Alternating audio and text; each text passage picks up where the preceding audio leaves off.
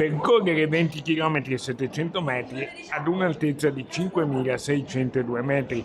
La sfida è estrema. Il record del vice ispettore della Polizia di Stato Paolo Venturini è diventato un film presentato alla 81esima Mostra Internazionale d'Arte Cinematografica di Venezia.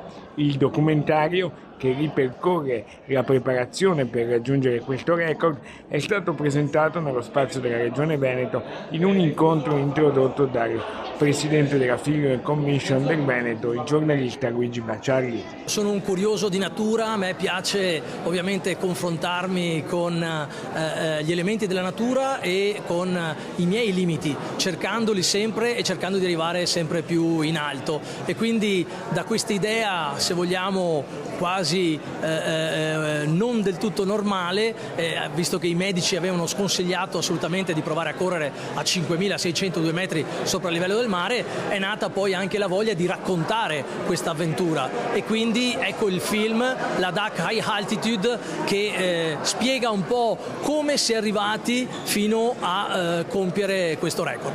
All'incontro hanno partecipato le maggiori autorità cittadine, tra le quali il prefetto Darcopellos e il questore Gaetano Bonaccorso. Il giorno prima della partenza per l'India ho avuto una colica renale della quale non avevo mai sofferto prima, e abbiamo fatto una scelta un po' estrema. Abbiamo deciso di correre con la colica renale in atto per espellere il calcolo, che era di dimensioni abbastanza ragguardevoli perché è 1 centimetro, che però fortunatamente siamo riusciti a risolvere appunto con questa tecnica, che non consigliamo ovviamente di fare a tutti perché va fatta sotto stretta osservazione medica.